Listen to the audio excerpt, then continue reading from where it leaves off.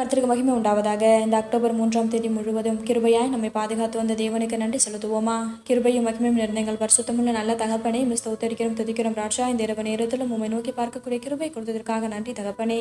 அப்பா, இந்த நாளிலும் உங்களுக்கு பிரியமில்லாத காரியங்களை செய்து உங்களுடைய இருதயத்தை துக்கப்படுத்தியதற்காக எங்களை தயவாய் மன்னியும் ஆண்டவரே.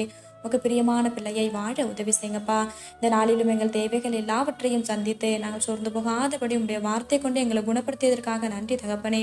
ஆண்டவரே, இந்த நாளிலும் மற்றவங்களை குற்றப்படுத்தும்படியா பேசுனதற்காக எங்களை தயவா மன்னிச்சிடுங்க இசப்பா. ஒருவரையும் குற்றவாளிகள் என்று தீர்க்காதிருங்கள், அப்பொழுது நீங்களும் குற்றவாளிகள் என்று தீர்க்கப்படாதிருப்பீர்கள்னு சொல்லியிருக்கீங்களா ஆண்டவரே. அப்போ உங்க வார்த்தைக்கு கீழ்ப்படிந்து வாழ உதவி செய்யுங்கப்பா. உண்மை போல எல்லாரையும் நேசிக்கவும் எல்லாரிடத்திலும் தாழ்மையா இருக்கவும் கற்றுத்தருவீராக. இந்த இரவு நேரத்தில் ஜெபிக்கிற ஒவ்வொருவரையும் ஆசீர்வதிங்கப்பா. அவர்கள் குடும்பங்களை நீர் பாதுகாத்து வழிநடத்தும். எங்கள் ஆவி ஆத்துமா சரீரம் முழுவதையும் உடைய கரத்திலே கொடுக்கிறோம். நீர் பொறுப்படுத்தி நீர் வழிநடத்தும். இயேசு கிறிஸ்துவின் இனிய நாமத்தில் ஜெபிக்கிறோம் எங்கள் ஜீவனுள்ள நல்ல பிதாவே. ஆமென்.